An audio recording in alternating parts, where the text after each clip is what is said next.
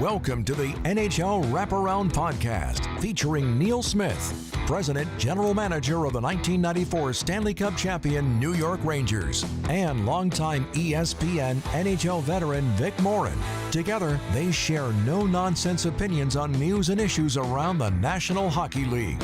Whether you're a casual or diehard fan, each episode of NHL Wraparound will leave you more informed. Now, here's your hosts, Neil and Vic.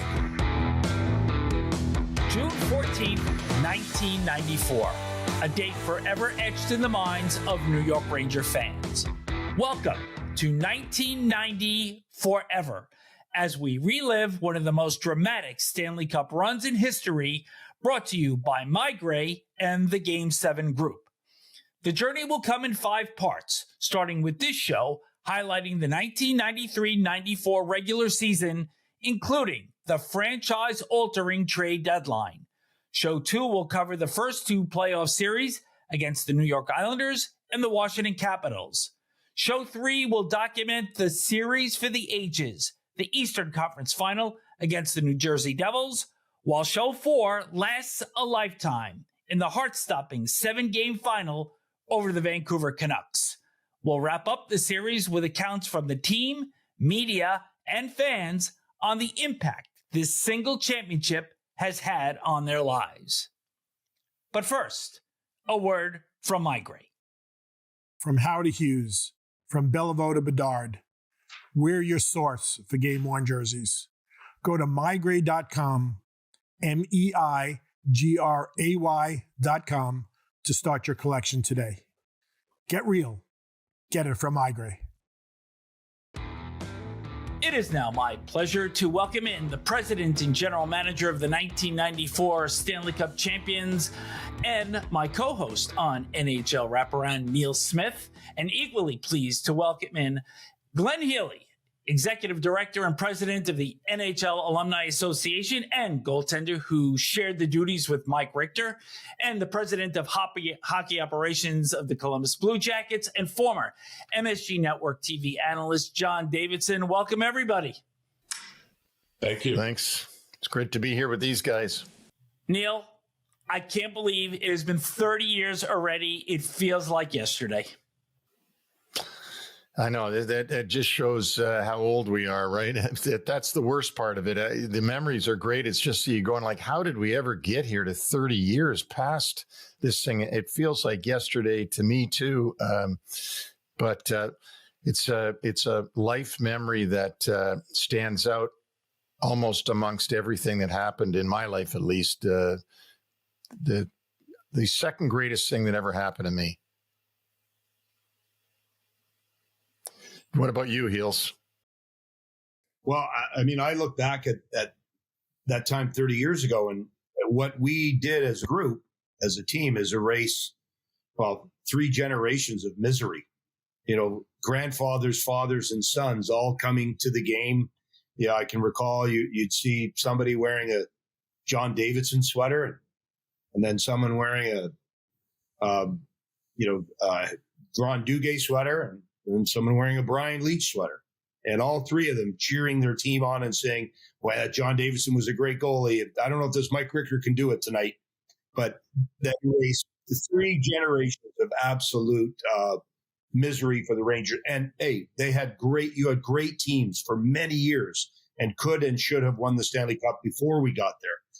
But now we're 80 plus years and only 1 championship, and we're part of the group that delivered that to millions of New Yorkers. So very proud of our team, very proud of our management group, very proud of the broadcast, proud of everybody that had a hand in and delivering what was the best championship and parade that's ever happened in the National Hockey League. And I dare anyone to challenge me on that. And John, you had a role. You can speak to this really well because people think about you as the broadcaster. People think about you with the Columbus Blue Jackets. People think about you as the president of the Rangers for a while. But you were their goaltender for a long time. Their starting number 1 goalie coming in after Eddie Jockeman. So you went through an era of that pain as a player. It was always interesting, Neil, because New York is New York. The Rangers are original 6 franchise. the history was something, but the one thing that was missing was winning a Stanley Cup. And as a player with our group, with the Phil Espositos and others, we got to the finals in 79. We upset the Islanders. We had a great run, beat LA, beat Philadelphia, but then ran into Montreal Canadiens. And the ironic thing there was the first game we go into the Montreal Forum, we beat them with a very young kid, or a very young team, aside from the Espositos and Vadnais and a few of those older players. Second game, we're thinking we got a good shot here. We're going pretty well. And they were upset with their goaltender, Ken Dryden, the great Ken Dryden. And they were going to start Bunny Larocque in goal in game 2. And sure enough, in warm-up, Doug Risebrough, his teammate, takes a slap shot, catches him right between the horns. Down he goes. He's out. Dryden goes back in. We go up 2-0 in that game. So we're in game 2. We're up 1-0 in the series. We're up 2-0, and then kaboom! We lost 4 straight. And you wondered about, as a player, are you ever going to get back? We didn't. I was lucky enough to move into broadcasting. And it was the time of my life. It really was. Just greatness that I could stay in the game. I retired at 29, so I was able to stay in the game with the Rangers and Madison Square Garden Network and be involved with all you guys. And watch the team evolve that became the championship team was something. The thing that I remember most was I was a broadcaster, yes, for the Rangers, but the Garden also let me go and broadcast other games for other networks around the league, the good teams. And I remember coming back to you and saying, I don't know if this was January, February, when it was, I said, you guys are the best team. I've been out there watching every single team in the league play, that are top teams play each other. You guys are the best team. I'm telling you, you're the best team. And sure enough, and it wasn't easy, but sure enough, that was a championship year. It's something that we all, no matter what our role was, we all are so proud of everyone. The team itself was so tight. It was an amazing group. I was looking at the roster. Sorry for rambling here a little bit, but I was looking at the roster and the leadership on that team. We know Mark, of course, Mark Messier, the great captain, one of the greatest of all time. But then you look at Graves, Lowe, Leetch, Larmer as assistant captains, plus others. That is leadership, and that had a lot to do with this thing. John, I wanted to share a couple of memories also, because I think early in the season I went down to a game in Philadelphia and I saw you afterwards, and we just met for a brief moment, but the win was fairly convincing, and you had just said to me, this team is good. This team is good. And I remember between the second and third periods of Game 7 that I was doing stats for ESPN with Gary Thorne and Bill Clement. And after period 2, I went back and I sat on a crate at the back of the booth. And we were leaving the booth for a second, and you looked at me, and I looked like an expectant father. And you said, this thing isn't done yet. And I'm like, I know, that's why I'm sitting here, and just so tense and so nervous waiting for that third period. And I have to say, and I'm sure I speak on behalf of millions of Ranger fans, that was probably the most difficult 20 minutes of hockey that I've ever sat through. So, but that memory of you just walking past me, and, I think we were all feeling the same thing in that moment. It was, you could write a book, instead of chapters of a book, you could write 10 different books on that season. And what everybody went through, how the team was built, and the deals that Neil and the group made to improve the team before the deadline time and such. And then the idea of the build of the team. I was looking at that again today, because you know what? Some of us should look at that type of stuff, because that team had goaltending. It had toughness, a lot of it. It had size, it had speed, it had skill, it had finishers. It had face-off guys. Steve Larmer coming there, underrated. My Lord, when you think of the Stanley Cup last face-off to the right of Mike Richter, the puck's dropped, the clock goes, everybody's jumping up and down. And if you look at the background, there's Steve Larmer pinning his player against the glass. The game was already over, and he's still doing it. You know, the game's over. Win. You jump up and down. He's still pinning him. It was just such for me to do this today with everybody. It's a remarkable watching down memory lane, thinking of the character, the pressure, the turning points, Jersey scoring late, and then the Matteau goal. Oh my God! This whole thing. It was just absolutely wild. Hey Vic, can I just disagree with you that the last 20 minutes for the Cup was nothing? We had 364 days of Mike Keenan. We were so prepared for that last 20 minutes. It was nothing.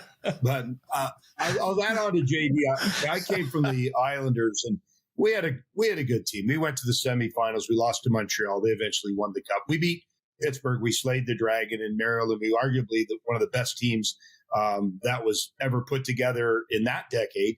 And I thought we were pretty good. And then the first day of training camp in New York, I looked at that Ranger team and said, this team is not even close to the Islanders. It's 10 times better. The pace, the players, the skill. And from day one, where we went to London, England, I thought we could win a Stanley Cup.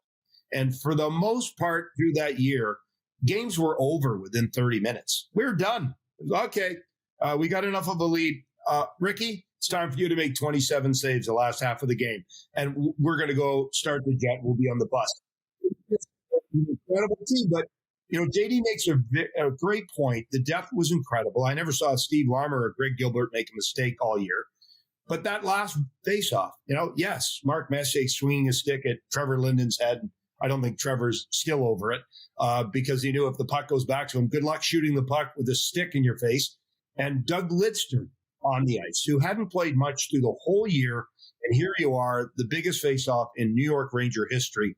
And here's a guy who's on the ice with incredible leadership and doing what he was supposed to do. But he could have mailed it in halfway through the year when he wasn't getting on the ice because Mike Keenan didn't want to put him there.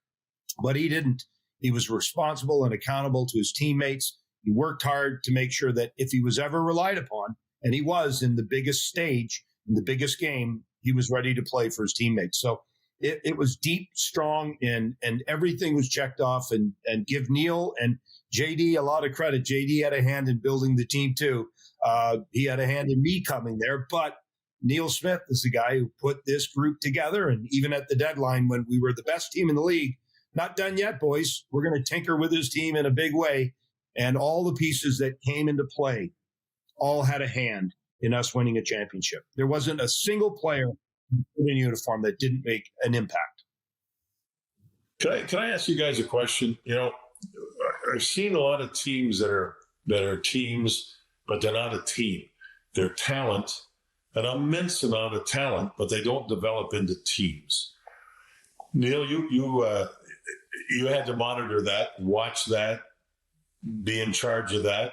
And then, Glenn, you were a player on the team. So I asked you two guys, what went into that? And then, Glenn, when did you guys feel that this is a team, an awfully good team? I mean, a great team winning a championship. When you think of Zubov, you think of just everything. It had parts, but it was a team. And a lot of groups of hockey players that are really good don't become a team. This one did. Neil, how much did you watch that? And Glenn, when did you guys feel that you became a team? Well, for me, John, I think it all goes back to Mark. As soon as Mark came in the door in 91, he's just got that ability, as you guys well know, to pull everybody together, to make everybody feel together. He says the right thing at the right time. And I'm talking about even to me in the hallway, but I know he does it with his teammates. He knows the right thing to do and when to do it. And he is just captivating in that way. And so I really knew, I didn't know this because I'm not a magician. I didn't know before he came in that he would have that impact. I knew he would have a great impact, but I didn't know that impact. But to me, he's the guy that completely made all the pieces into a team together, glued them together. And then, of course, it helped that a lot of them knew each other because of the Oiler connection. By the end, right, Glenn? By the end, we had so many Oilers celebrating that cup. But that was done purposefully by me because at that time, winners usually repeat. Edmonton had financial issues. They weren't ready to pay. They didn't have the money, so they were ready to make deals. And I just kept going back to that trough because I thought, well, I mean, who better to get? That famous quote when Stanley Chaffee said to me after we missed the playoffs in '93, he says to me, and no more Oilers. And I went, well, what do you want? Sharks and Senators? So, you know what, John, to answer your question, from my level of observing it, it all started to come together with Gravy and then Mark and then Book. And it went on from there, and they pulled everybody in. Like it had been, I don't think it before that, and I don't want to disparage what we had before 91, but I remember talking to Ranger players when I was with Detroit and them saying, it's a cold corporate thing there. It's not good. It's just sucks and blah, blah, blah. And I'm thinking to myself, boy, what if you ever changed the environment there to be more like we had it at the Islanders when I was there with Al Arbour and Bill Torrey, and we could make an environment sort of like they had. And that was my goal. I didn't know how I'd do it, but I was trying to do that. And then, John, you and I talked about this many times, you doing the color and me doing the managing. But Glenn, you were right about one thing. JD was important to us in more ways than broadcasting. I don't care, John, I'm going to say it. You were a great person to use as a sounding board to talk to that didn't have really a dog in the fight, but still could give me some observations that weren't necessarily emotional, that you weren't just telling me what I wanted to hear. And I'm grateful for all that. I'm grateful for everybody that was there because, Vic, I know we're going to get into how the roster was built, which is really fun for me to talk about how all these individual guys got there, because there was a lot of luck involved. And Vic, I'll let you do the table setting Neil, on that. Can I just jump in and just to expound on what JD and Neil have both said, and I think you guys have nailed it. And with Mark, everyone mattered. And one quick story: we had this little guy who worked in the locker room, Benny Patrisse. And he was a guy who fought in World War II. He was wounded in World War II. He came to work with the Rangers, and all he did was pick up towels and shine our shoes. I can't tell you how many days I'd look in my locker and go, these aren't my shoes. These are clean. These aren't mine. And every day we'd walk through the locker room, and he would stop halfway through the room, and we'd do our team stretch. Again, everyone mattered, so Eddie O did the stretch. And he would, in his I think it was a Bronx accent, he'd go, let's go, Rangers, and he'd keep walking. And when we got to Game 7, and the entire pressure of the planet was on us, and gosh, I remember watching Wall Street that day on TV, and the whole floor of Wall Street's chanting, let's go Rangers. I'm thinking, oh my, like we have enough pressure. Okay. Everybody wants this to happen, and we want it to happen more than anybody. And all the pressure's on us. And Benny walked through the room, Game 7, we're stretching before the game, and he stops in the middle of the room and he says, Rangers, I don't care if you win or lose tonight. I love you guys. Let's go Rangers. We could have jumped up and hugged him quicker, because finally someone's not putting pressure on us. You love us even if we don't win. Anyways, at the end of the year, we all got our Stanley Cup rings. Beautiful display done at Waldorf Astoria, one of the most magical nights that I've been part of. And Benny at the time didn't get a ring. And Mark made sure he got a ring. He made sure, because everybody mattered. I don't care if you pick up towels. I don't care if you shine Glenn Healy's shoes. You matter. And he hadn't seen a championship either, like all New Yorkers. He got his ring, and I can still remember presenting him the ring with the team. And Benny thought he was fired. He walked in the room. He's like, Mr. Messier, did I do something wrong? No, Benny, this is for you. Benny died a year later. But everybody mattered in that locker room. It didn't matter if you picked up towels, or you were the stretch guy, or you were the color guy, or you were an assistant. Everybody on that team made a difference. And that's, I think, what makes a true team. Not selfish players that are more concerned about that 2-week period when I'm making this much. No, the crest on the front mattered way more than the name on the back. And that's one of the reasons for all of us, they put our last name on the cup, because our families had a big part in us winning that championship. So it was a complete team affair. And, Mark Messier leading the show, but everyone, even a guy like Benny Patrisse, who I remember to this day being a part of that group. It was a magical group. Glenn, the story is phenomenal. And, Mark was certainly the foundational piece to get this thing moving forward. But Neil, realistically, after the team disappointed in the 92-93 season after winning the President's Trophy the year before, you dismiss Roger Neilson in January of 93. Ron Smith finishes the season. And then it begins with Mike Keenan's hiring in April, and then all of the pieces start to come into place. So elaborate a little bit on that.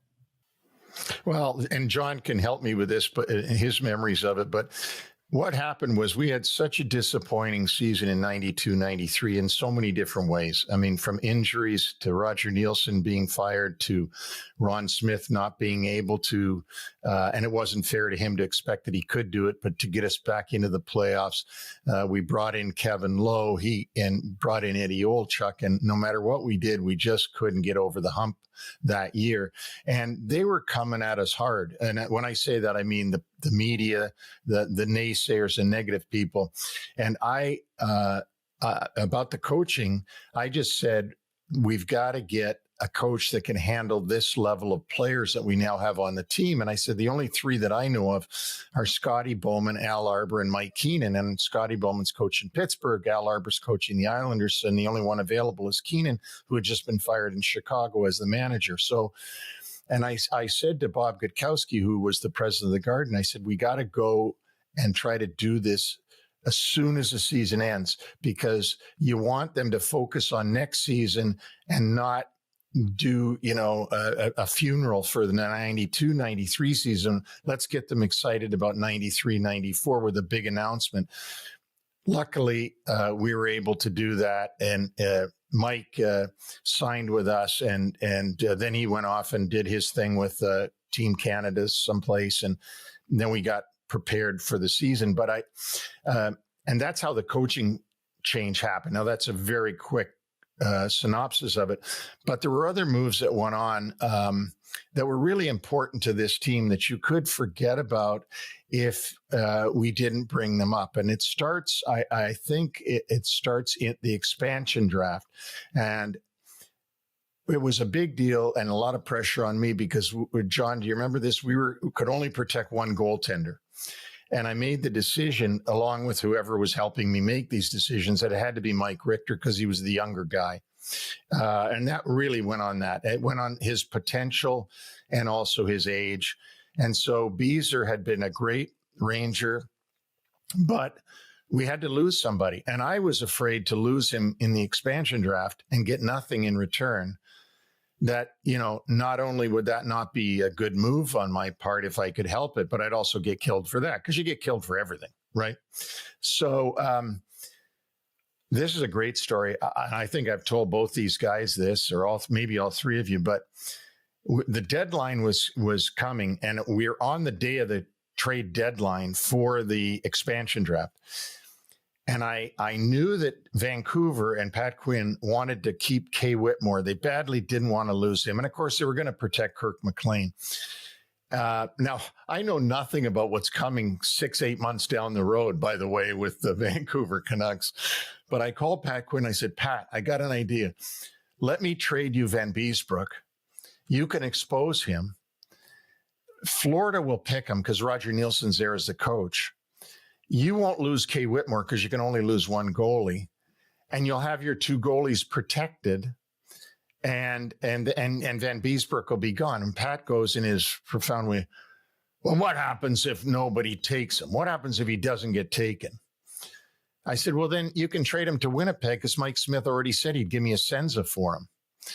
So, okay, well, what have I got to give you if this happens? And I said, and I literally, seriously took the expansion draft unprotected list and said, give me Lidster.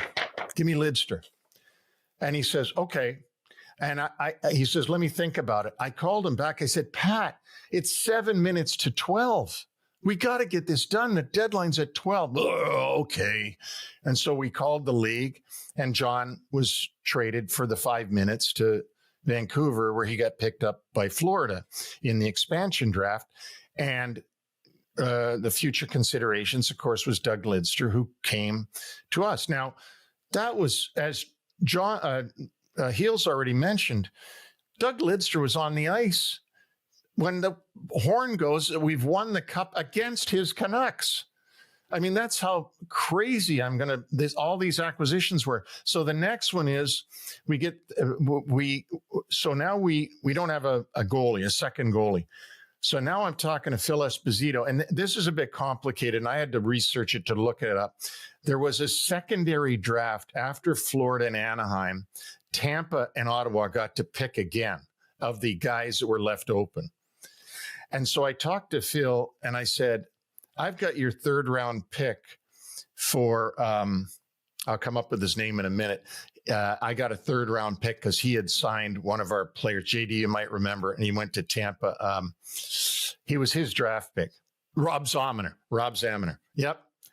Okay. So I said to Phil, why don't you pick Healy? Because Don Maloney had left, and I'm pretending you're not there, Glenn, had left Healy unprotected because he didn't have a contract. He hadn't signed. So I'm thinking, okay, I can get the Islanders goalie, the friggin' guy that beats us all the time. This guy beats us on a regular basis in the Coliseum. I'm sick of him doing this. He went to Western Michigan. And so Phil says, okay, I'll pick him and you give me back my third. I said, for sure. So Phil picks Healy and I send him the third. And all of a sudden, we've gone from Vanbiesbrouck and Richter. We've got the Islanders starting goaltender and Richter. Now, I don't have him signed, but I knew we would work that thing through. And so now that's how the Glenn Healy part happened. And Glenn's heard that story probably more times than he likes to hear. But so we go from that. Now we get through the summer. And the next thing I remember is I'm sitting in the I don't know if we signed Greg Gilbert as a free agent, one of the very few free agents there was out there. And that came because Mike Keenan knew Greg Gilbert, liked Greg Gilbert. I like Greg Gilbert from way back. So we signed Greg Gilbert. We get to the waiver draft. Keenan is totally pissed off at poor Paul Broughton because he came in at something like 28% body fat and a VO2 of 40 or something. And so he doesn't want him. So we expose him in the waiver draft. And Keenan says, you should take Mike Hudson from Chicago, another Chicago guy. I said, okay, fine. We take Mike Hudson. We lose Paul Broughton. So that's another key move. These are all, as Glenn said, all of these pieces mattered. Even Mike Hudson, who didn't play a lot, but he mattered to this team. So now we go to training camp and we're in Glens Falls, New York. I don't know if you guys remember this, Glenn and John. I'm sitting in the press box of the Glens Falls Civic Center. I get a call from Pierre Paget, and he says, we're looking for a guy for to be on the point on the power play. And I know you've got a young guy, and I'm thinking, who's this you're going to ask for? He says, Mike Hurlbutt. Would you trade Mike Hurlbutt? I said, yes, I would trade Mike Hurlbutt. So I said, what would you give me? He says, well, I'll send you a list of prospects. So he sends me a list of prospects. I send it over to Christer Rockstrom, who's our European scout. And he calls me. He might have been there at training camp. I don't know how that thing happened. But Christer says to me in his voice, this is the guy you should take. This guy right here, this Karpovtsev. And I go, what? How do you say his name? He says, Karpovtsev. I go, okay. I call Pierre Paget back and I said, we'll take this guy, Karpovtsev. And so we make this trade. Mike Hurlbutt for Alexander Karpovtsev, who flies over the next day or within whatever time, and is immediately in our top 6 on defense. So now we've got Doug Lidster and we've got Alexander Karpovtsev, like both added to the defense that we already had. And so now we get through training camp. And I know, Vic, you and I went through this already, so I'll make sure I don't miss anybody here. But we get to November, and Steve Larmer, the guy that everybody in hockey knows, Steve Larmer, he's one of the best defensive, all-around offensive, defensive players in the league. Plus, he plays every single game. He never misses a game. He was holding the Iron Man record at the time for the most consecutive games played for Chicago. He's mad at Pulford and is going to sit out until they trade him. And this was unlike a Steve Larmer thing. So there was something going on in the water. But of course, Mike says to me, well, why don't we trade this one or that one for him? Mike was always trying to tell me who to trade. And I was always like, let me go back to Manhattan and get out of Rye. Because it was like every time I went in there, it was like another look at, like, would you trade this guy for this guy? Would you trade this guy for this guy? Would you trade? And I'd be like, this is my freaking job. So anyway, but everybody knew Steve Larmer and what a help he could be. But when I talked to Pulford, there's no way Pulford would trade him to Keenan, to a Keenan team. No chance. He hated Keenan. And so did Wirtz and everybody else in Chicago. So somehow I get to Paul Holmgren, who's the GM of Hartford. He says to me, if I can get Larmer, what will you give me for him? And after a while, we worked it out. I'll give you James Patrick and Darren Turcotte. And he says, okay. And he says, and you're also taking Nick Kyprios in the trade. And I said, I am? And he says, yes. You also, because we got too much money. It was all about money back then, and they had to get rid of some money. So we got Nick Kyprios in the deal with Steve Larmer, which was a bonus to us. And again, I can't emphasize it enough what Glenn said. Every single guy mattered, whether you played one game in the playoffs, which happened to be for Kipper, game 7 of the final, because Joey Koster got sick, or you played no games like Eddie Olchuk. We wouldn't have won that championship without every single one of those guys, including Mike Hartman, Mike Hudson, and all the guys that a lot of people have forgotten about. So anyways, that was the Larmer trade. I'm running out of breath here. I know we're getting down towards the trade deadline. Vic, do you want to steer us in a different direction or steer it back over to these guys? Yeah, I certainly do. And so now that we've got all the pieces in place, although we're going to double back a little bit. So training camp, and we touched on this a little bit earlier about the French's Challenge in London and 2-game series with the Maple Leafs, both won by the Rangers, 5-3 and 3-1 in early September. But Glenn and John, I'm going to throw this out to you that, the pieces are in place. And Neil had touched on that, you really started the 93-94 season as soon as 92-93 ended. So you're there in London. How do you feel it's coming together? And just do you get a sense that there's something special on the horizon? Go ahead, Heels. Well, my memories of that were, we didn't have that stupid training camp that I had for 15 of my 16 years, where you bring in 70 guys, 50 of which they borrowed their brother's equipment, like they completely stink. You play half your exhibition games with half the team that don't have a chance of playing in the IHL. You're just praying that you don't give up 7 in a game. No, we went to England with the team. There was no extra parts other than maybe one extra goalie and a couple extra players. So right from the start, we were put together as a group, and, right away playing against a Maple Leaf team that went to the Final Four. So they were darn good, and we smoked them. It wasn't close. And at the time we had the trophy, but they forgot the trophy in the dressing room for the French's Mustard Cup Challenge or whatever the thing was. They went to Wembley to a flea market and bought this brass claret jug or some ugly trophy and presented it to Mark Messier on the ice. Congratulations, come get your trophy. A lot different than 8 months later when Gary Bettman did it. And Mark looked at the trophy and went, "What's this piece of shit?" And he left it in the locker room. Like, I don't know. So, okay, but the great part of that journey to England was, yes, we played 3 games. Yes, we smoked the Maple Leafs. Yes, we were a complete group. We stuck together. And Mike, and maybe his only kindest thing he did all year was give us like 5 days off in London, England. No practice, no games. Go at it, boys. And so, yeah, by the time we came back from London, we were all 28% brought in body fat. Like, all of us went out and had a great time.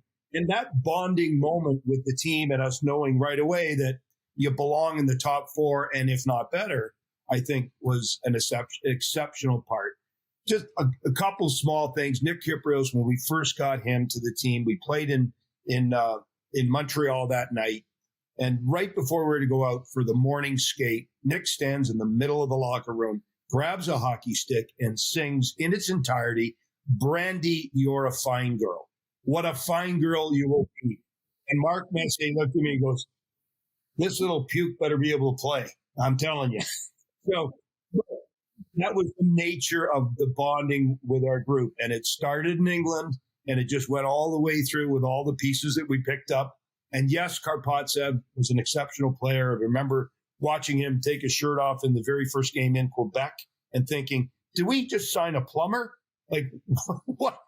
You got rid of Broughton at 28%. We got this guy at 30. We signed Dean Martin. This is awesome. So a complete group with lots of characters, and it started from day one in training camp. And I hope you enjoy the trophy, Neil, because I know you have it in your office somewhere. But we were happy to leave it in Wembley. So congratulations. You know, that whole trip over to Europe, you mentioned earlier, Neil, that you talked to people in years past that it was a cold corporate world, Madison Square Garden, and it was owned by whomever, different companies at various times. But I also think that with this trip, and the players bonded, obviously, as you can hear Glenn talk about it, but when we charted over there, they also had a whole bunch of sponsors with the network, with the TV people, the bigger sponsors of the Rangers that spend all the money and all that stuff. And I think when we came back from that trip, it wasn't so much that cold corporate world, because everybody bonded, including people that are basically what we call suits, which basically is what I am now, a suit. And the whole thing changed. It was different. It was different. And you know, the different departments all seemed to get along, and it was a more human touch to the whole thing as you moved along. And then, you know, we've been talking about some players here and characters. Yeah, Nick Kypreos is a character. Eddie Olczyk, character. How about Tikkanen? Talk about characters. Talk about other guys. Glenn Anderson had his own way of being a character. We haven't even talked about Brian Leetch. We haven't even talked about Zubov. That team was, I'm telling you, when you go through your hockey life like I have now, being involved 50 years in the NHL, and you look back at what you know, that team was really good. We all know that. But it had a team concept to it with the proper characters that you needed to get through a long season, and then blend together and be a team as you battle your way through the playoffs. It's for me to sit here and reminisce about all this. It was a remarkable time. And then when you tie the Ranger fans into it, that was something else. I'm telling you, they wanted it as bad, if not worse, than Mark Messier wanted it, or any of you people or myself wanted it. That was just a remarkable little part of time in our lives that you look back at. I got to add one thing, Vic, to the French's mustard cup. And this is when I knew I was in big trouble with having this guy as a coach. So we're over there in London. And of course, everybody, we had our wives with us and stuff. And I'd be looking around after the first game and thinking, okay, when am I going to get together with the coaches so we can talk about the players? This is what you do, right, John? I mean, after the exhibition games, you get together and you talk about the players and who's good, who's not playing well, whatever. And he was nowhere in sight. Like after the game at the hotel, nowhere. I try to get him to go to dinner with me, and all of a sudden we'd have a bunch of other people with us. And so I thought, oh, well, screw it.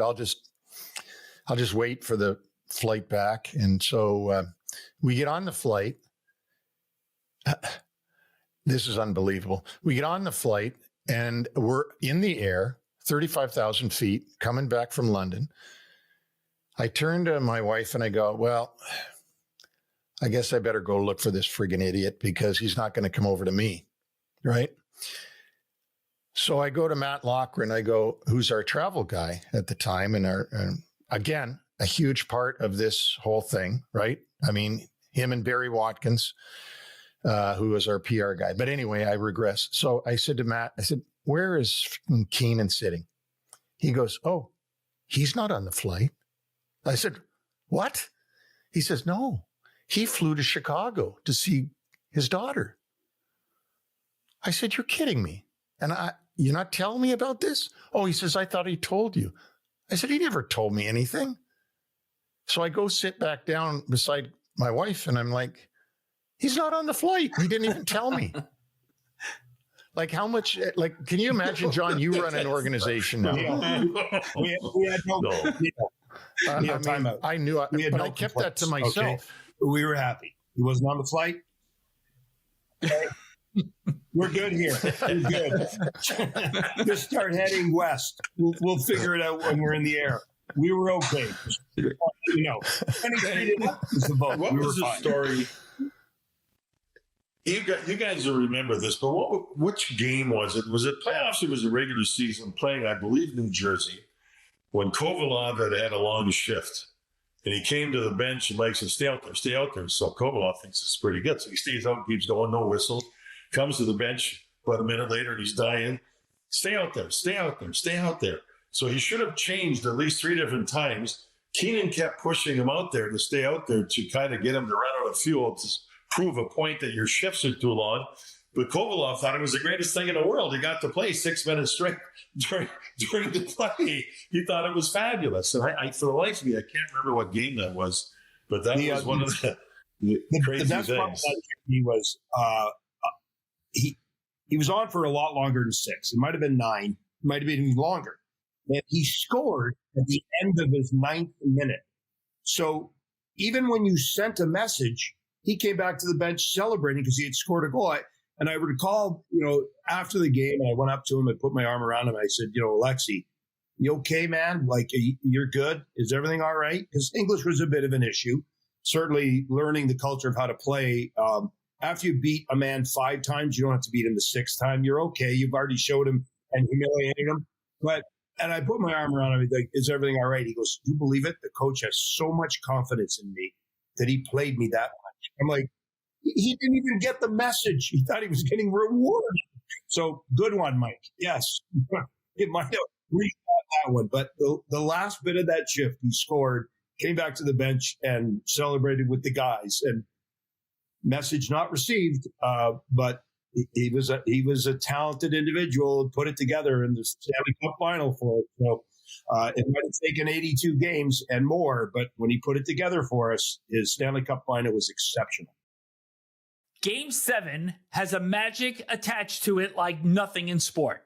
In order to prevail, teamwork is essential to achieving success. At the Game 7 group, transforming individuals into cohesive teams is the core philosophy in their team building approach. Their belief is every team has potential to achieve extraordinary results. Game 7 group offers various services to help teams accomplish their goals through specific team building events, coaching, and speaking engagements. These services are aimed at improving team dynamics, productivity, and overall performance. Face it, we all want to be able to succeed in the big moment. Check out the Game 7 Group website at game7group.com/NHL wraparound to learn more. Right now, a special incentive offer awaits our podcast listeners. Take your team to the next step. The Game 7 Group will get you there.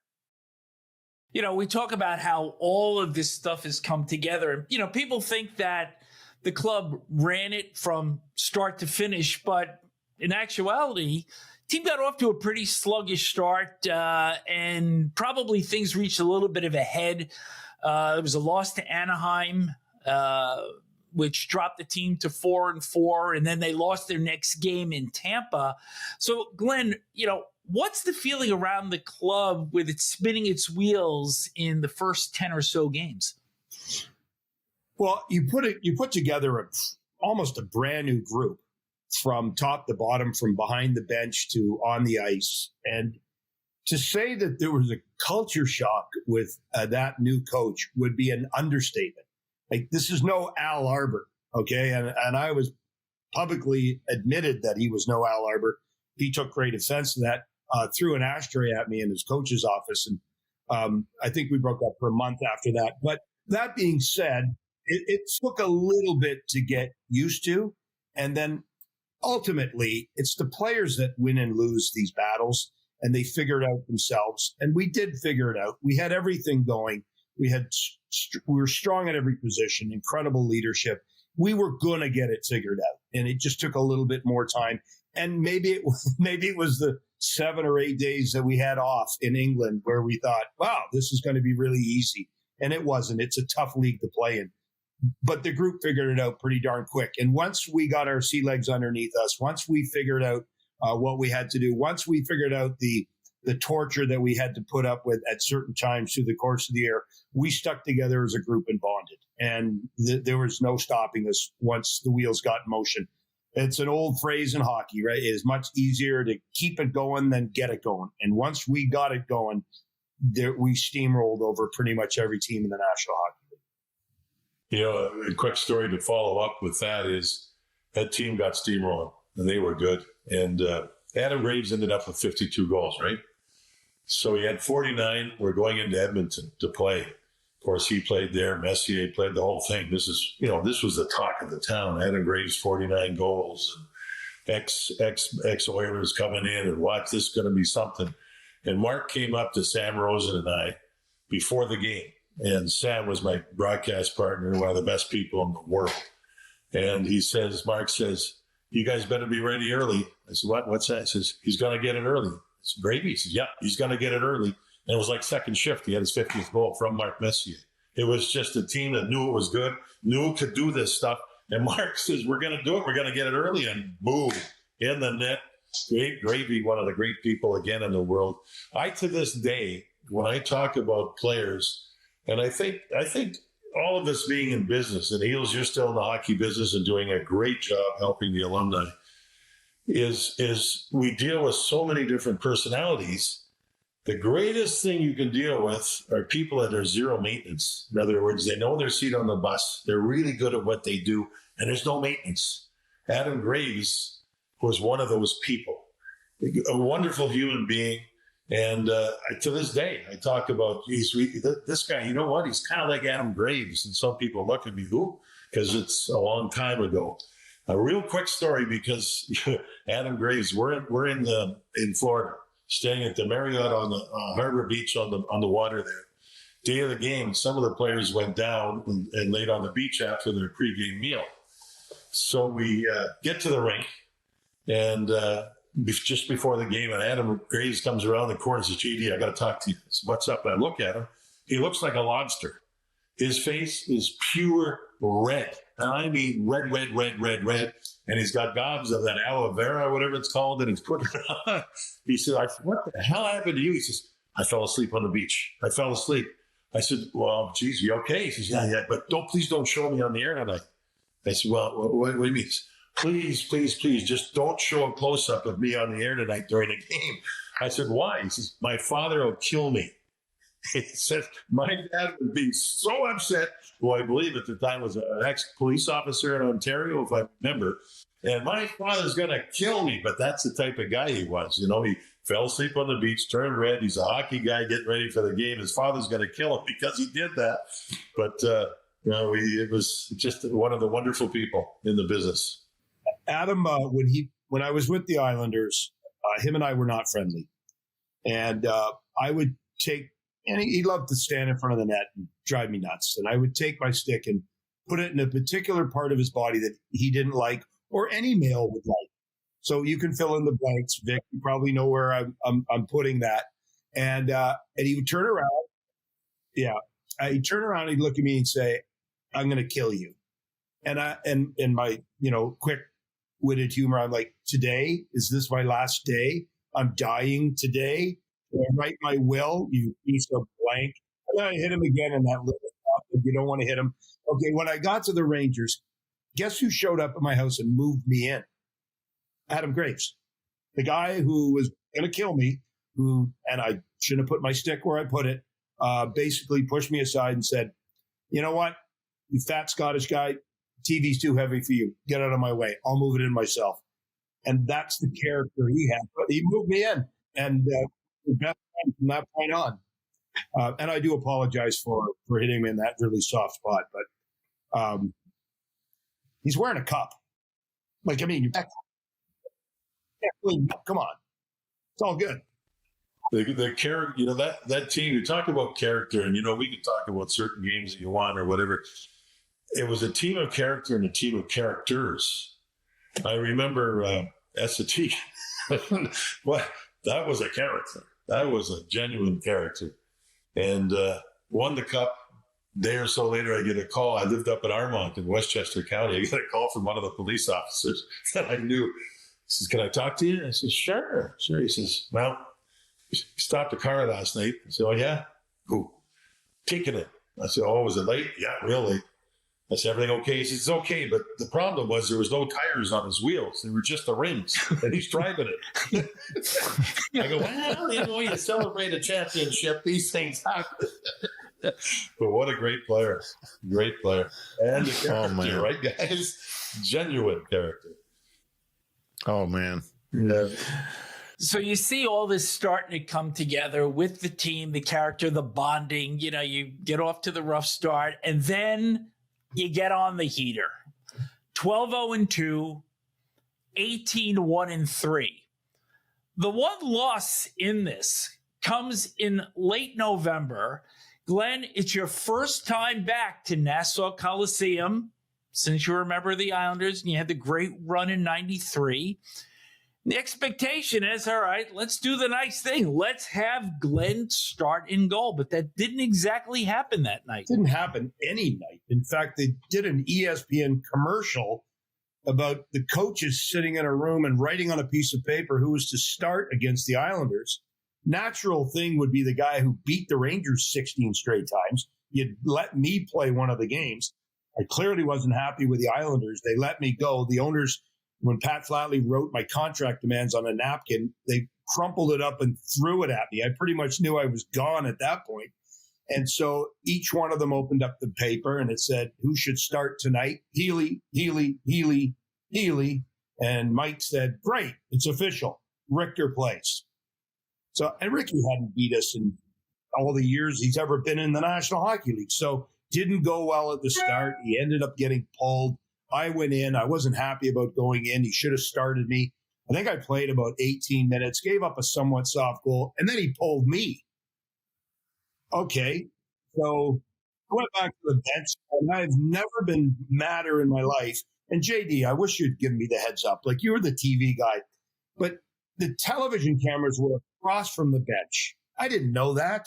And so I proceeded to lay out a profanity-laden tirade that was caught by every camera in Nassau Coliseum. And, of course, at the end of the game, media came to me. What did you say? What am I going to tell them that I said? What didn't I say about this gentleman and what he can do and where he can do it and what he can do with all of it? And so eventually, again, that was probably a bonding moment because the team looked at it and went, okay, this backup goalie, who every time he's on the plane, the coach knocks all of his chess pieces off the board, and he stands up to Mike. If he can do it, we can do it, and we'll bond as a group. So it was a bonding moment, an embarrassing moment. And again, to all those fans that watched that, apologize for the profanity. And JD, you should apologize for me for not telling me where those cameras are. Because if I'd known, I'd probably put my hand over my mouth or done the the football thing. That's the play. Yeah. So, but it was looking back, just a small little speed bump. We got through it. John, you'll remember this. You covered I mean, you were with me for 11 years. We were together.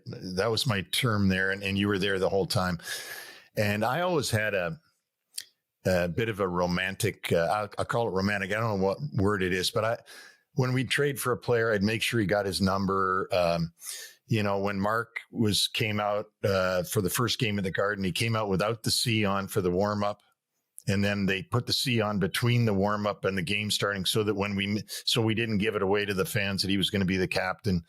And there was a million other things we did during my time there because I was a bit of a hockey romantic. I loved I can't wait to see Larmer back in Chicago Stadium type moment. Remember, and he got the penalty shot and slap shot over Belfour's shoulder. And there was all these different things that that was the little kid in me that loved the NHL and stuff.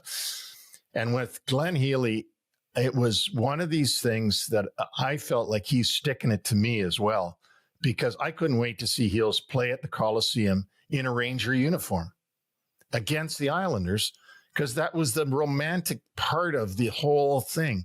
And then we get there, and of course, I go up to the Coliseum press box and I see Ricky going to the net, and I'm like, you gotta be friggin', you gotta be kidding me. Like, what other person would ever not start Glenn Healy the first time back at the Coliseum? And I was so pissed off that night. And of course, then Ricky let some goals in, and Glenn's right about what happened. He goes in, and the game's already lost by the time he goes in, and then he pulls him back out again, and that whole nonsense. But that's what I was dealing with. I was dealing with that kind of stuff. Whatever you thought should happen and would be the right thing, the professional thing, the good. Nope, did the opposite. Kept everybody off balance all year long, which, by the way, I will say this, keeping the players off balance was part of the reason that they bonded together, part of the reason they played so hard, because I think it was like you just didn't know. Every day you went to work, you didn't know what was coming at you that day. It changed. You never knew what to expect out of this guy. Even I didn't know what to expect out of him, and I'm sure the players didn't know what to expect. So that kept you on your toes, I'm sure. But I love that story of that night, Glenn, because it capsulized Mike Keenan. That whole thing of you don't play Glenn Healy his first time back to his team. Crazy. Well, we were after the game was over, and I still upset, still mad.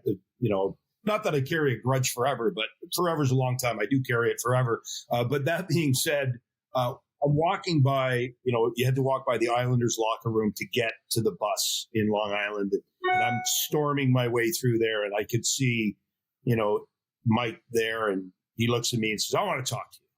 So we go into one of the locker rooms on the right-hand side. It happened to be the masseuse locker room for the New York Islanders. And he looked at the person and said, "Get out." Okay, they left. This is their workspace. And Mike looked at me, and now I'm waiting for this come to Jesus moment. He's going to explain why he did what he did. We're going to make up, we're going to have, a relationship again, which, quite didn't happen. And he looked at me and said, "Do you believe the game Mike Gartner played tonight? That was garbage." I looked at him like, what? Bye-bye. Out I went. But there you go. Like, that's what we got out of the game. I've never been madder in my life. And you wanted to know how Mike Gartner played? The guy had like 700 goals. I don't know. It looked pretty good to me from the bench. Anyways, but, memorable moments, that's for sure. One that we will never forget, but one that will be etched in our memory bank for why we won and why we did what we did. Well, the team is on a roll. It's leading the NHL. We're heading towards the trade deadline. We're going to take a break right here. And then when we come back, we're going to get into the trade deadline. But first, a word from Migraine. Time now for a quick shout out to our sponsor. NHL Wraparound is brought to you by MyGray, your source for game-worn jerseys. Head to mygray.com to get your collection started today. Get real, get it from MyGray. NHL Wraparound subscribers can take 10% off any hockey jersey when they order at mygray.com and use the coupon code WRAP10. Don't forget that coupon code WRAP10. 10. And welcome back to the first episode of 1990 Forever, the recap of the 1994 Rangers Stanley Cup run. I'm here with Neil Smith, Glenn Healy, and John Davidson. So, Neil, trade deadline approaching. Club is on top of the NHL. What could possibly be better? But boy, changes were coming. Yeah, they were. And, again, I told you that working with Mike, he was always on you about something. And meaning, something wasn't quite good enough. Something wasn't this and that. There were several players that I knew by the deadline that he just didn't like as players, not as people, but as players. And there are certain guys that I loved as players that he didn't like. And so my thought coming down the stretch there was, you got to take away, I knew we had a window here to win. And you got to take away the excuses. So I don't want any excuses why we don't win. I'm going to take them all away because I'm going to move the guys that you don't like, that you say we can't win with. All year he'd wanted me to trade Amonte for Stefan Matteau. Now, I knew Stefan Matteau since he was 18 years old. There's no way I'm trading Tony Amonte for Stefan Matteau by himself. It's just, it would make me look like an idiot. So Pulford knew that Keenan wanted this. I guess it all went through the back channels.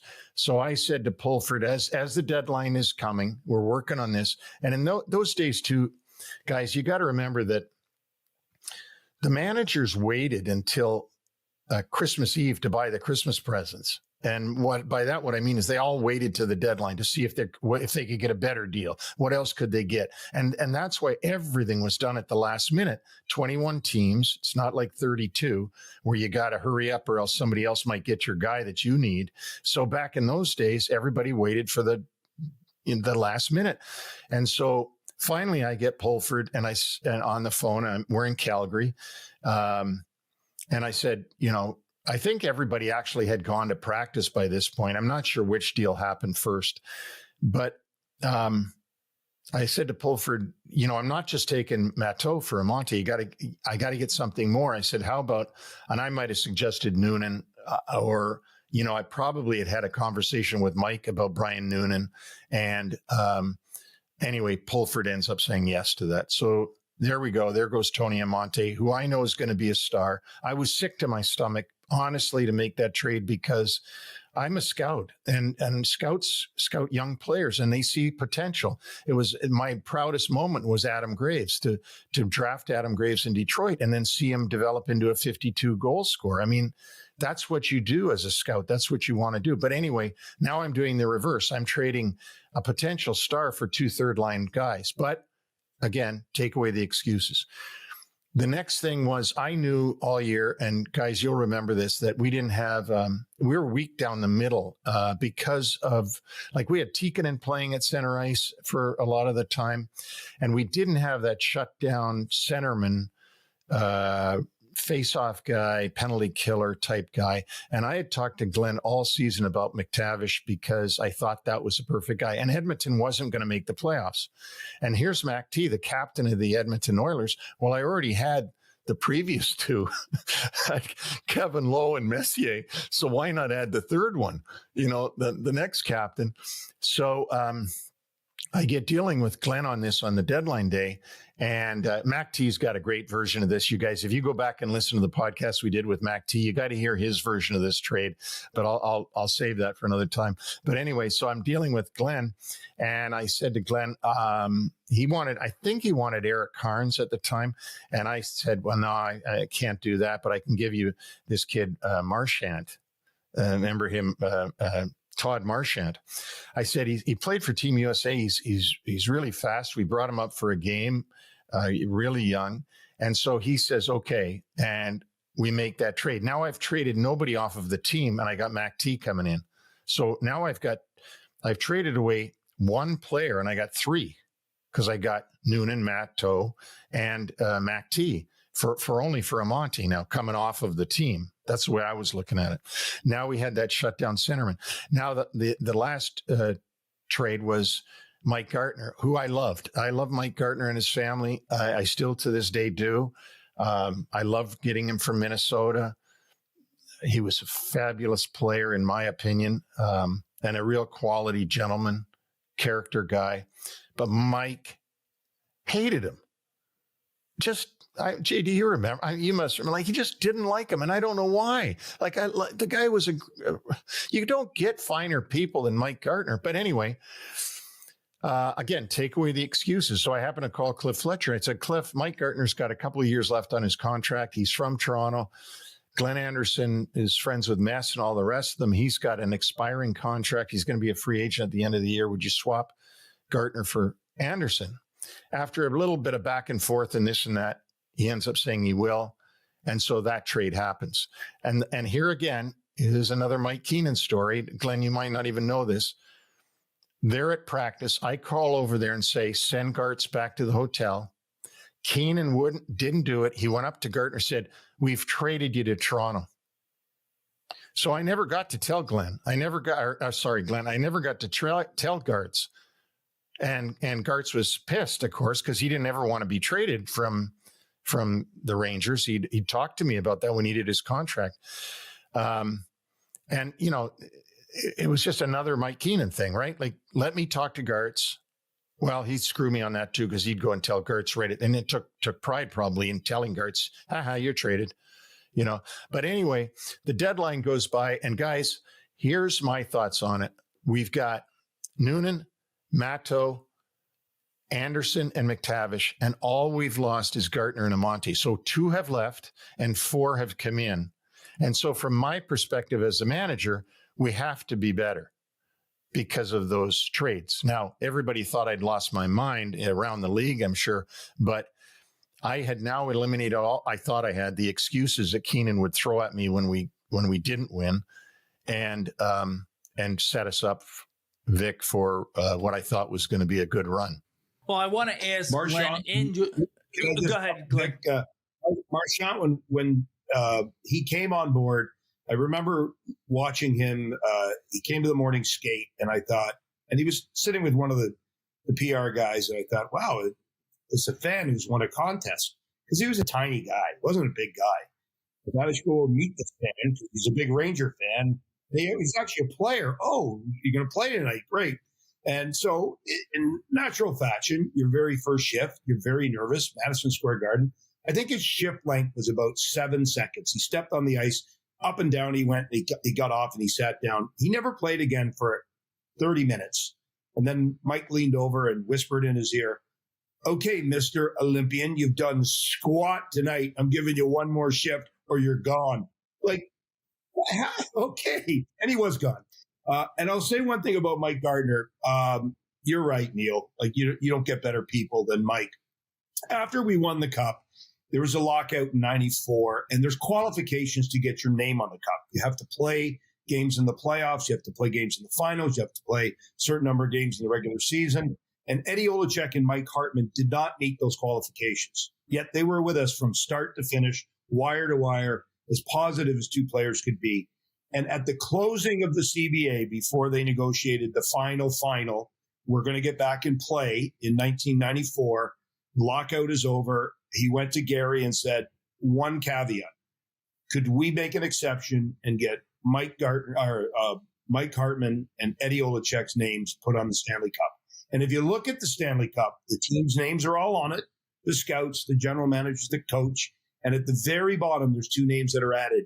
And that was Mike Gartner that added those names. He didn't have to. If anything, he could have been as bitter about the fact that he left Rangers and they won and not have had to do anything to make a difference for these 2 guys who now can go to the Hall of Fame and show their kids, that's your dad.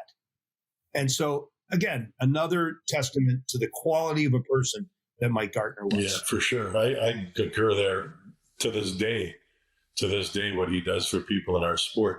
Neil, when you made those deals, let me ask you a question. Did you fill the center ice position that you needed to? Did you get more depth? Yeah. Did you get more size? Yes. All those things add up to getting into a run for the playoffs. You can't have enough depth. You can't have enough size. You can't have enough. Like when you talk about Matteau and you talk about Noonan, Matteau people remember because of the big goal, with the Devils. But these guys were just hockey players. We had the Messiers were there, the Leetches were there, et cetera, but you needed hockey players all through your lineup. So you got your center ice, especially in defensive position, solid. If Mess doesn't take draws, you got MacTavish to take draws. You got 4 players for 2, which gives you depth. You got size on top of it.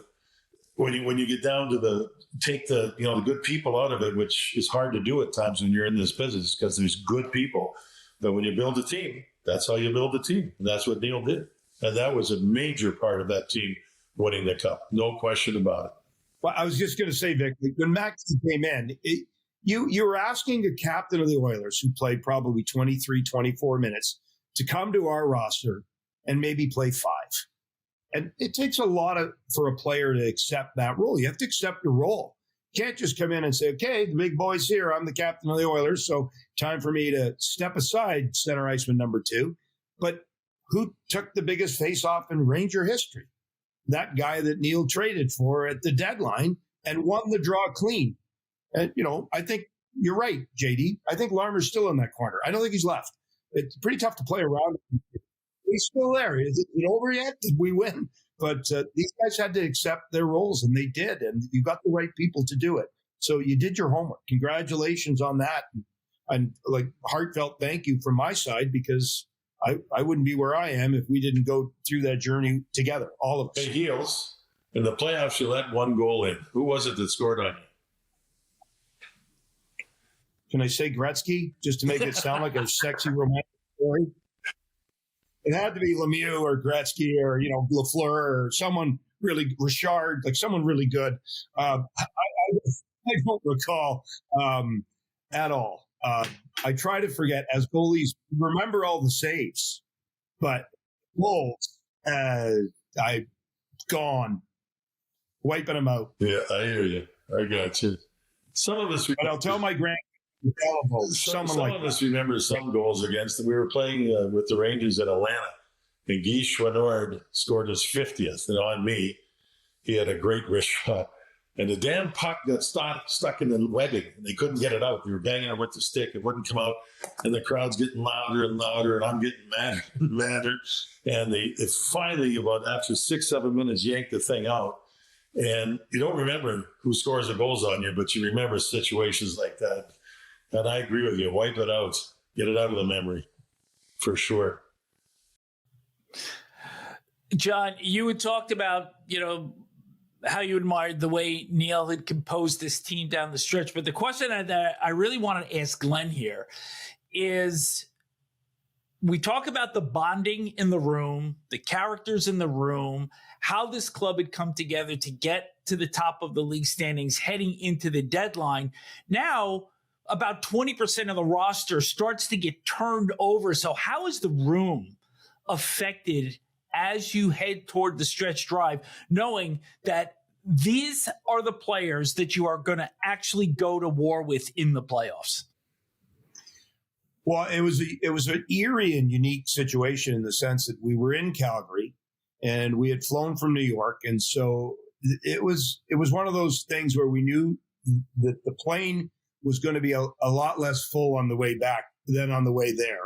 And when we got in that morning onto the bus, it was a scattering of players on the bus because Neil had traded all of us. So there was really none left. And it was an optional skate. And we were at the time President Trophy champions. They'd already started called the Engraver. And we kind of looked around and went, wow, they really liked our team, didn't they? Like, there's nobody around. Here we go. But we had faith in the process. And a lot of the guys, I didn't know Matteau from a hole in the wall. He came on board and did what he did. And Brian Noonan, again, very quiet guy, unassuming, didn't know him at all. MacT didn't really know him at all. So we brought in a bunch of guys that, were core players that really filled the roster.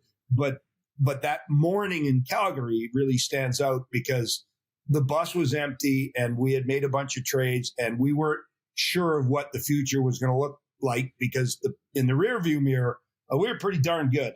And again, on our way to a President's Trophy championship, but they were all made. They were all made for the right reasons, the right players in the right spot, the right place. And they gave us that winning pedigree. Neil went and got a bunch of Oilers. He got a bunch of captains. He got a bunch of leaders. He got a bunch of size, skill. He brought it all to us. And it was up to us now at that point. If you fail, it's on you because we've given you every single weapon to make this championship happen. And he did. And as a result, all those months later after the French's Cup, when Neil stole the trophy from Wembley and has it in his office, we had a better trophy and one we liked a lot more and was a lot shinier and a lot bigger and a lot heavier. But all the moves came out. But it was an eerie morning going to the rink in Calgary. And not only did we go to the rink in Calgary, we played where JD cut his teeth. We played in the corral, which, I mean, you can't even put your leg on the boards to stretch because it's 16 feet high. Felt like I was Greg Joy trying to do the Fosbury flop just to get on the bench. So a complete dump of a rink without a team and a whole bunch of trades. And excuse me, Calgary, I didn't mean to say that, but it certainly wasn't a National Hockey League venue, but a weird morning that morning for sure. John, you remember they used to have to pull Mark Pavlich over the boards because they were so high there? That place, it was a great junior rink. We used to fill it every day when we played junior hockey because the NHL wasn't there. But the boards, yes, they had to be a foot higher than any place else. It was just strange. And the bench itself wasn't long. It was one row, one row, one row, one row up behind each other. So it was different. But yes, and Mark Pavlich, when he was with the Rangers, when we famously were called a bunch of Smurfs by the Philadelphia Flyers that went on to beat them that year in the playoffs. Those Smurfs were pretty good. Mark Pavlich was a hell of a hockey player, boy. Wowzer. Reijo Ruotsalainen, those guys, that was a great memory with playing and being a part of those guys. Herb Brooks. Hey, John, didn't Lanny McDonald get 77 goals in that 66 corral? 66, rather. Yeah. 66 goals. Lanny, I played Tier 2 hockey with Lanny when he was 16 years old. Then he had a shot that was just, he had big hands and he was a big, strong, wiry man. When he shot the puck, it hurt. It really hurt, especially with the equipment we wore back then. But he went on to score over 500 in the NHL. He was just a great player, Hall of Famer, and deserves every bit of it. One of the great ones. Yeah, when I think of the corral, I always think of Lanny McDonald. Neil, terrible goaltending. That's how it just you break it down. Weak.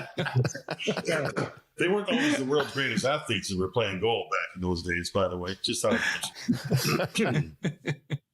Hey, Neil, now that the club they win the President's Trophy, and in large part, the trophy is won because of a 6-0 record against the Devils. Now, you make these deals, you want to remove all of the excuses, but deep down, did you sense these trades had prepped the team properly to go the distance?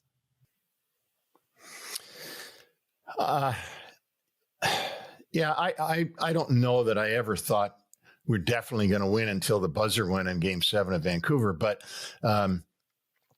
I did really think to myself that we've got to be a better team because we've replaced 2 guys with 4. And that was my whole thing. And the depth that John talked about, I want to go back to you talk about depth and you talk about luck and you talk about, you can brag, oh, I'm the greatest GM ever. No, it takes a lot of luck too, as well. Karpovtsev story, the Lidster story, the Glenn Healy story, the Larmer story, actually, by the fact that he sat out that year and that time, and we were able to pull it together through Hartford. I mean, there's a lot of, you got to be good, but you got to be lucky. And if you don't have both, I don't think you win, right, John? I mean, you gotta have some guys fall in your lap. Karpovtsev, literally fell in my lap for Mike Hurlbut that year. And I mean, look at the depth on defense. Once we added Lidster and Karpovtsev to Zubov and Lowe and Leetch and Bukaboom. And who else do we have on that? Wellesley, Jay Wells. Wells was there. Yeah. Another good defense. Yeah. Just a solid player and a solid man. And again, a guy that was in that game 7. I remember him coming off the bench when we won.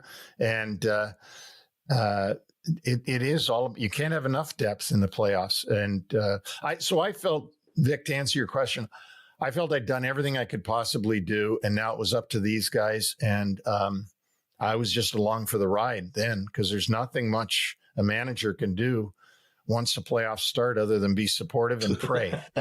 And that's what I did. Heels, you had been to the conference final the year before. And so from within the room, you had seen what a semifinal team looks like. Was this team prepped in your mind to take a final step? It was the championship pedigree exactly as how you envisioned and how you saw this coming forward? Well, a couple things stood out. One, the year before when we played Montreal, I didn't realize that they could play with 8 players on the ice the whole game. So we had no chance of beating them. I didn't realize referees couldn't count to 5, but that's okay. I'm not bitter. I mean, 31 years ago. So good job, guys. That being said, we played the Devils. It was a weird year, and I just did I didn't do it, but we arranged for a Hyundai commercial with Marty Brodeur.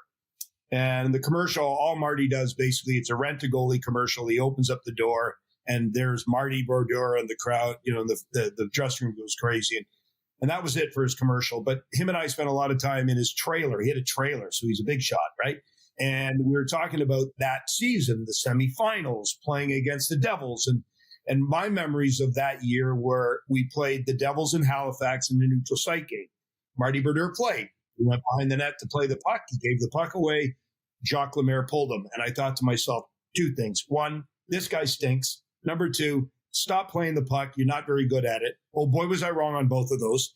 But Marty had told me that year when he played the Rangers, he got pulled 5 times against us. He couldn't finish a game against the New York Rangers. And so here we get to game 7. And, Zelepukin scores with 7 seconds left, and I'm Zelepukin in my mouth. I can't believe that now we got to go to overtime. Overtime, it's all Rangers. I think we had 16 shots in the first overtime. And this guy who I thought was lousy in October is all of a sudden all world, and we can't get anything by Marty Brodeur. And I'm thinking this one guy is going to destroy our dreams and our hopes all at once. And, he didn't pull it off because of Matteau. But that semifinal series, it took everything in our being to win that in double overtime and have Matteau score the goal that he scored on a goaltender that was world-class, one of the best ever to play the game, on a team that was at some point later on a championship team as well. So it was not an easy task. A lot tougher than it was for Montreal to beat the Islanders the year before when we didn't have our star player and they were playing every shift with 8 guys. Did I mention that already? Okay, so I'm over it now. But it certainly was not an easy task. And Brodeur, his goaltending display, particularly in Game 7, was memorable. And even to go to Game 6, when we were down late in the second period, and the Devils at the time, they played this system called the 0-5, where they never forechecked. They just stood at center and said, Rover, we call the Rangers over. There was no room. And once you got behind against a team like the Devils, you never came back. And somehow we came back, and somehow Mark Messier scored a hat trick in the third period in a game that probably on most nights the Devils would have buttoned down. So it was not easy to win that semifinal match against the Devils. And if not for that win, they probably would have won that year. They would have beat Vancouver, and they would have won the next year, and it would have been the start of a dynasty for them. I go back to Game 6 when Mark, came alive. It was crazy, but I think Mike Richter was the difference in that game as much as anything else. He had some game in goal for the Rangers to get it to that 7th game. Really, really, really good. Odd man rushes are quality scoring chances. And you rate scoring chance. It's not just where you shoot the puck on the ice; it's who shoots it and what the play in front of you presents. And we were vacant defensively. It was 2-on-1 after 3-on-1. It was like a practice in junior B hockey.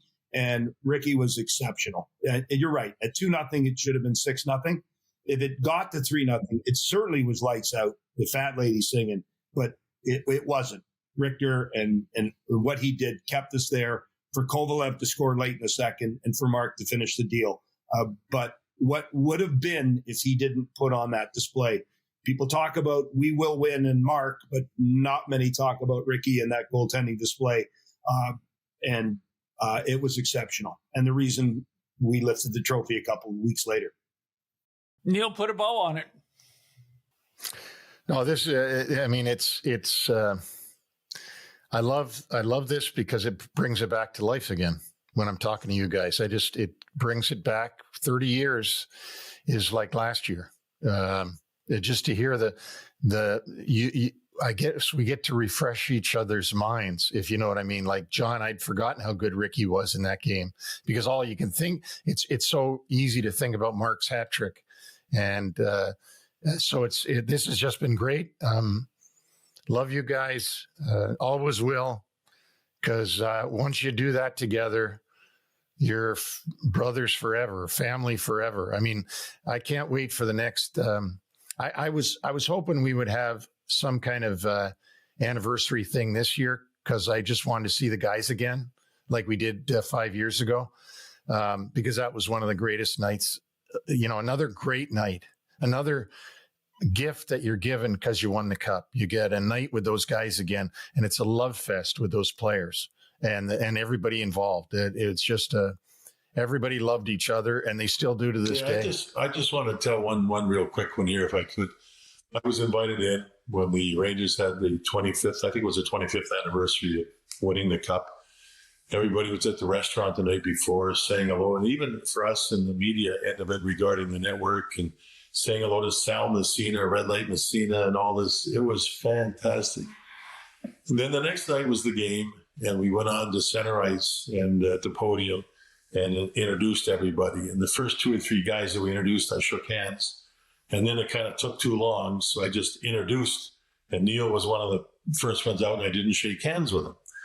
And I'm not a social media guy. I don't read that. I think it's trash. I think it's garbage. It sucks. But I happen to be told that some people are saying, JD, he must hate Neil Smith. He didn't shake his hand. Well, you know what? You're so wrong. People are so wrong.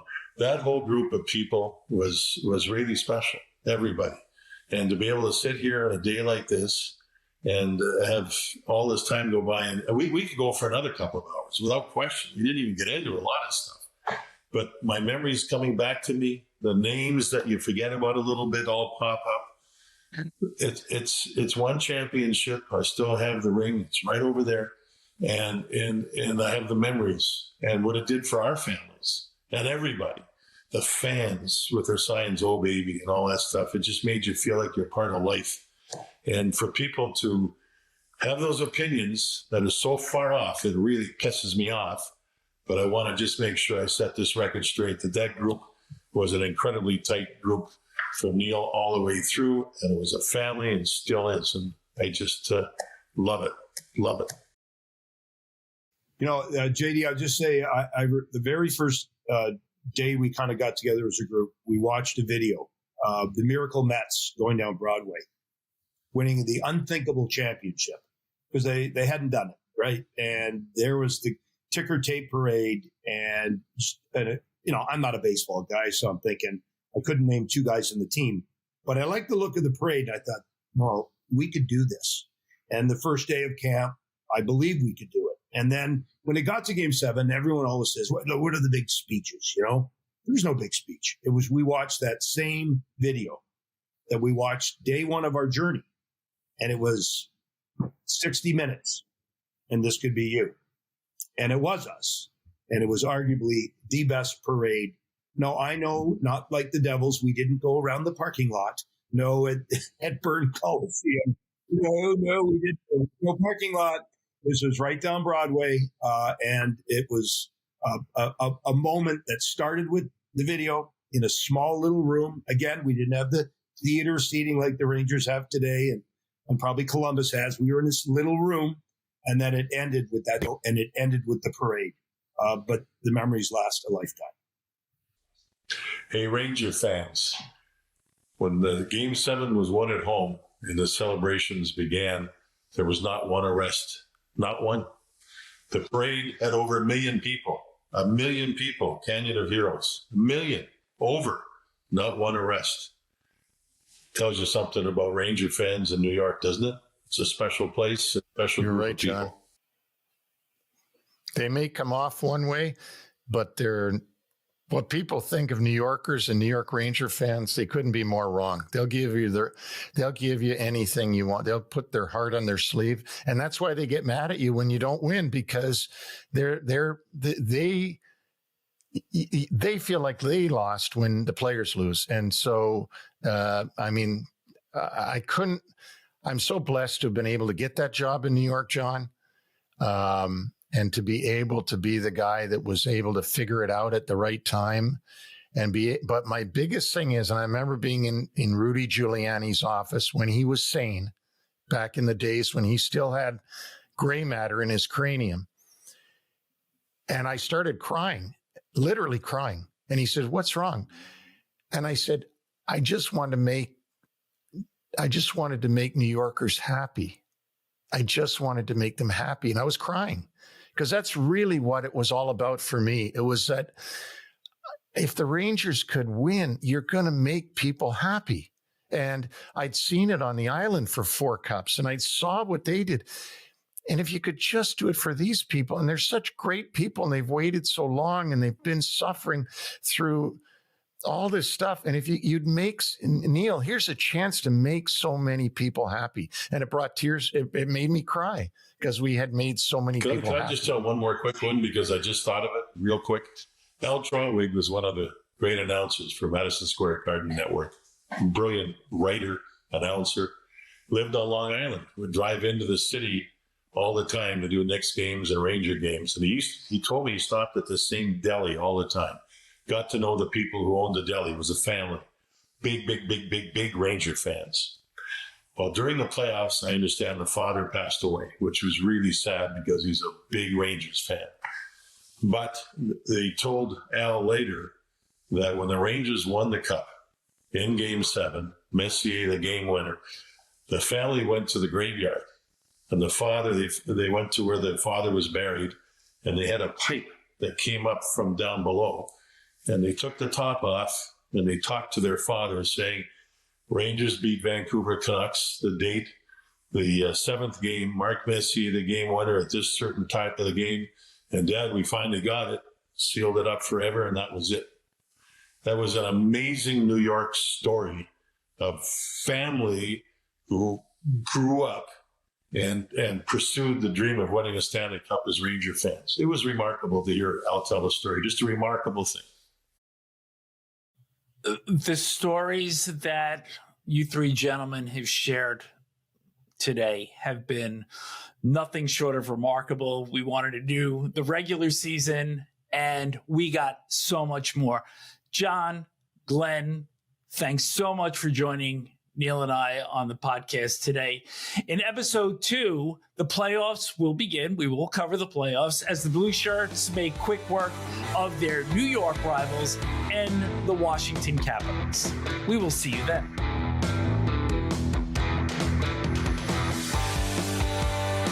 Thanks for joining us on the NHL Wraparound Podcast. Don't forget to subscribe to stay up to date on all the NHL action.